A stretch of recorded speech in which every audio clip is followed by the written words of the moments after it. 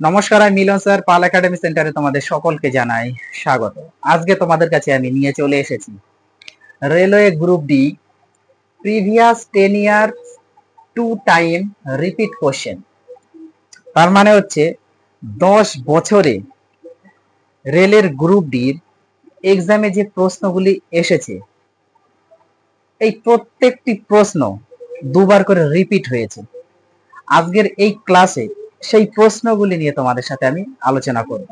তাহলে চলো আমরা সময় নষ্ট করব না, আমরা কোশ্চেনগুলো একটু দেখে নিই। প্রথম কোশ্চেন খেয়াল করো, দেখো কি বলেছে।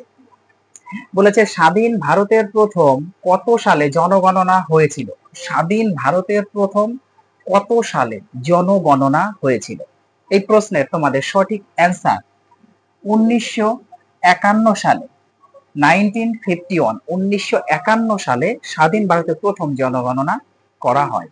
ওকে, তারপরের প্রশ্ন দেখো কি বলেছে। কে সুপ্রিম কোর্টের প্রধান বিচারপতিকে নিযুক্ত করেন? কে সুপ্রিম কোর্টের প্রধান বিচারপতিকে নিযুক্ত করেন? এই প্রশ্নের সঠিক অ্যান্সার তোমাদের রাষ্ট্রপতি। রাষ্ট্রপতি কি করেন? সুপ্রিম কোর্টের প্রধান বিচারপতিকে নিযুক্ত করেন। তারপরের প্রশ্ন, ভারতীয় সংবিধানের মৌলিক অধিকারের ধারণা কোথা থেকে নেওয়া হয়েছে? ওকে, ভারতীয় সংবিধানের মৌলিক অধিকারের যে ধারণা, এই ধারণাটা কোথা থেকে বা কোন দেশ থেকে নেওয়া হয়েছে? এই প্রশ্নে তোমাদের সঠিক অ্যান্সার হয়ে যাবে আমেরিকা। আমেরিকা দেশ থেকে নেওয়া হয়েছে। ক্লিয়ার? তারপরের প্রশ্ন দাও কি বলেছে। সলবায় সন্ধি কত সালে হয়েছিল? সলবায়ের সন্ধি কত সালে হয়েছিল? এই প্রশ্নের সঠিক অ্যান্সার তোমাদের 1782, 1782, 1782 সালে সলবায়ের সন্ধি হয়েছিল। তারপরের প্রশ্ন দেওয়া কি বলেছে। মোপলা বিদ্রোহ কত সালে হয়েছিল? মোপলা বিদ্রোহ কত সালে হয়েছিল? এই প্রশ্নের সঠিক অ্যান্সার তোমাদের 1921 সালে, 1921, 1921 সালে, 21 সালে মোপলা বিদ্রোহ হয়েছিল। তারপরের প্রশ্ন দেওয়া কি বলেছে। কোন প্রক্রিয়ায় বা কোন পদ্ধতিতে ওকে সূর্যের তাপ পৃথিবীতে এসে পৌঁছায়? কোন প্রক্রিয়ায় বা কোন পদ্ধতিতে সূর্যের তাপ পৃথিবীতে পৌঁছায়? এই প্রশ্নের সঠিক অ্যান্সার বিকিরণ পদ্ধতিতে।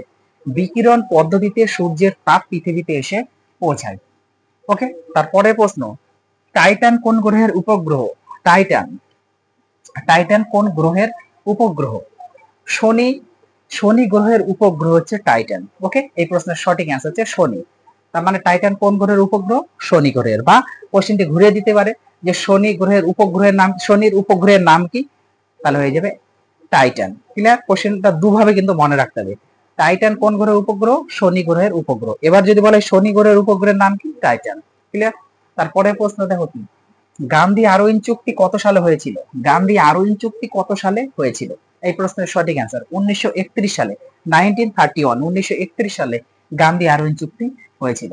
তারপরে প্রশ্ন দেখো কি বলেছে। পানিপথের দ্বিতীয় যুদ্ধ কত সালে হয়েছিল? পানিপথের দ্বিতীয় যুদ্ধ কত সালে হয়েছিল? এই প্রশ্নের সঠিক অ্যান্সার 1556 সালে, 1556, 1556 সালে পানিপথের দ্বিতীয় যুদ্ধ হয়েছিল।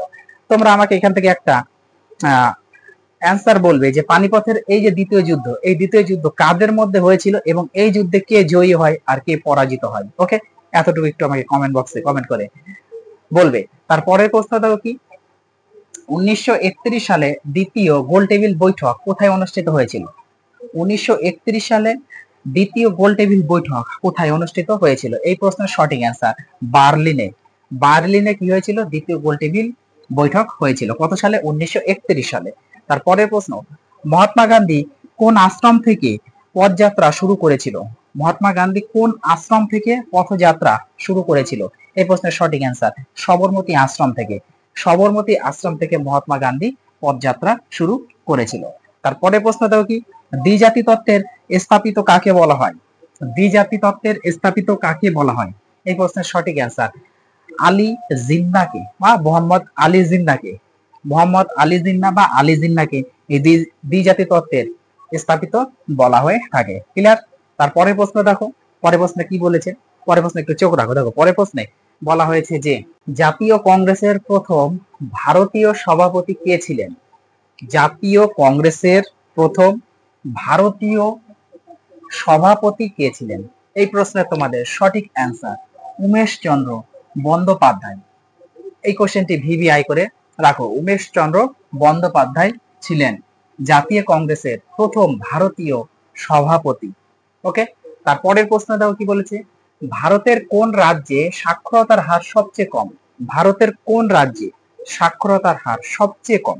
এই প্রশ্নের যে সঠিক অ্যান্সারটি আমি বলছি তার আগে একটু জেনে নাও। দেখো, অন্ধ্রপ্রদেশে সাক্ষরতার হার কম 2022 থেকে 2023 সালে। 2022 থেকে 2023 সালে ছিল সবচেয়ে কম হচ্ছে অন্ধ্রপ্রদেশ। কত ছিল? 72.6% ছিল। 72.6%। ওকে, তারপরে দেখো 2023 থেকে 2024 সালে, 2023 থেকে 2024 সালে এসে দাঁড়ানো হচ্ছে বিহার রাজ্যে।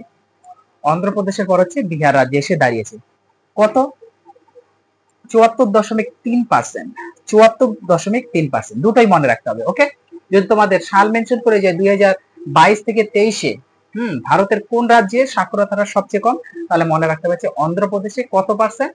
72.6%। যদি মেনশন করে দেয় 2023 থেকে 24 সালে, ওকে, ভারতের কোন রাজ্যে সাক্ষরতার হার সবচেয়ে কম, তাহলে হচ্ছে বিহার রাজ্যে। কত ছিল? 74.3%।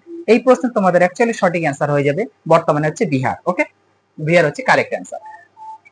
তারপরে প্রশ্ন দাও কি বলেছে, কোন পর্বতে পূর্বঘাট ও পশ্চিমঘাট পর্বত মিলিত হয়েছে?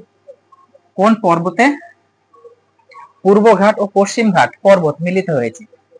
এই প্রশ্নের সঠিক অ্যান্সার নীলগিরি। নীলগিরি পর্বত। ওকে, নীলগিরি পর্বত হচ্ছে সঠিক অ্যান্সার। এই নীলগিরি পর্বতে পূর্বঘাট আর পশ্চিমঘাট পর্বত মিলিত হয়েছে। তারপরের প্রশ্ন, গুটিপুয়া। গুটিপুয়া কোন রাজ্যের নৃত্য? গুটিপুয়া কোন রাজ্যের নৃত্য? এই প্রশ্নের সঠিক অ্যান্সার উড়িষ্যা। উড়িষ্যা রাজ্যের নৃত্য হচ্ছে গুটিপুয়া। তারপরের প্রশ্ন, সত্য বিলোপ নীতি কে প্রবর্তন করেন? সত্য বিলোপ নীতি কে প্রবর্তন করেন? এই প্রশ্নের সঠিক answer Lord Dalhousie. Lord Dalhousie সত্য বিলোপ নীতি প্রবর্তন করেন। ক্লিয়ার? তারপরে প্রশ্ন, পোঙ্গাল উৎসব ভারতের কোন রাজ্যে পালিত বা পালন করা হয়? পোঙ্গাল উৎসব ভারতের কোন রাজ্যে পালন করা হয়? এই প্রশ্নের সঠিক অ্যান্সার ভারতের তামিলনাড়ু রাজ্যে পালন করা হয়। অর্থাৎ পোঙ্গাল উৎসব পালিত হয় তামিলনাড়ু রাজ্যে। তারপরে প্রশ্ন কি, ঘানা পাখিরালয় কোন রাজ্যে অবস্থিত? ঘানা পাখিরালয় কোন রাজ্যে অবস্থিত? এই প্রশ্নের সঠিক অ্যান্সার রাজস্থান। রাজস্থান রাজ্যে রয়েছে এই ঘানা পাখিরালয়। ওকে, তারপরে প্রশ্ন, হোম রুল লীগ কত সালে গঠিত হয়? হোম রুল লীগ কত সালে গঠিত হয়? এই প্রশ্নের সঠিক অ্যান্সার তোমাদের 1916 সালে, 1916। 1916 সালে হোম রুল লীগ গঠিত হয়।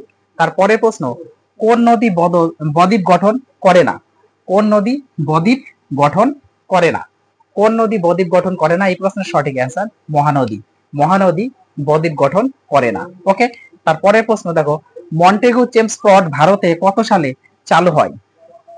মন্টেগু চেমস ফ্রড ভারতে কত সালে চালু হয়? এই প্রশ্নের সঠিক অ্যান্সার 1919 সালে, 1919। 1919 সালে চেমস ফ্রড ভারতে চালু করা হয়। তারপরে প্রশ্ন দেখো কি বলেছে, কংগ্রেসের হরিপুরা অধিবেশনের সভাপতি কে ছিলেন? কংগ্রেসের হরিপুরা অধিবেশনের সভাপতি কে ছিলেন? এই প্রশ্নের সঠিক অ্যান্সার হচ্ছে নেতাজি সুভাষচন্দ্র বসু বা সুভাষচন্দ্র বসু। ওকে, কংগ্রেসের হরিপুরা অধিবেশনের সভাপতি ছিলেন সুভাষচন্দ্র বসু। ক্লিয়ার? তারপরে প্রশ্নে দেখো কি বলা হয়েছে, পরের প্রশ্নে একটু চোখ রাখো। দেখো, পরের প্রশ্নে বলা হয়েছে যে গৌতম বুদ্ধের জন্ম হয় কত খ্রিস্টাব্দে? গৌতম বুদ্ধের জন্ম হয় কত খ্রিস্টাব্দে? এই প্রশ্নের সঠিক অ্যান্সার তোমাদের 483 খ্রিস্ট পূর্বাব্দে। 483, 483 খ্রিস্টপূর্বাব্দে গৌতম বুদ্ধের জন্ম হয়। ওকে, তারপরে প্রশ্ন দেখো কি বলেছে, ইস্ট ইন্ডিয়া অ্যাসোসিয়েশন কে প্রতিষ্ঠা করেন? ইস্ট ইন্ডিয়া অ্যাসোসিয়েশন কে প্রতিষ্ঠা করেন? এই প্রশ্নের সঠিক অ্যান্সার দাদাভাই নওরোজি। দাদাভাই নওরোজি হচ্ছে ইস্ট ইন্ডিয়া অ্যাসোসিয়েশন প্রতিষ্ঠা করেন। ক্লিয়ার? তারপরে প্রশ্ন দেখো কি বলেছে, কত সালে ব্যাংককে আজাদ হিন্দ ফৌজ গঠিত হয়? কত সালে ব্যাংককে আজাদ হিন্দ ফৌজ গঠিত হয়? এই প্রশ্নের সঠিক অ্যান্সার তোমাদের 1942 সালে, 1942। 1942 সালে আজাদ হিন্দ ফৌজ গঠিত হয় কোথায়? ব্যাংককে। এই কথাটা কিন্তু মনে রাখতে হবে, ব্যাংককে। তারপরে প্রশ্ন, কোন মৌর্য রাজার দ্বারা ধর্মের ধারণা জনপ্রিয় হয়েছিল?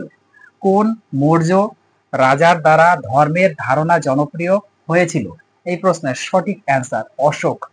অশোকের দ্বারা জনপ্রিয় হয়েছিল ধর্মের। ওকে, তারপরের প্রশ্ন দেখো কি বলেছে, জাতীয় পর্যায়ের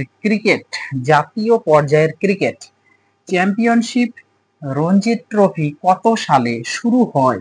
আরেকবার রিপিট করছি, জাতীয় পর্যায়ের ক্রিকেট চ্যাম্পিয়নশিপ রঞ্জিত ট্রফি কত সালে শুরু হয়? এই প্রশ্নের সঠিক অ্যান্সার 1933 থেকে 1934 সালের মধ্যে। ওকে, 1933 টু 1934, 1933 থেকে 1934 সালের মধ্যে শুরু হয়েছিল।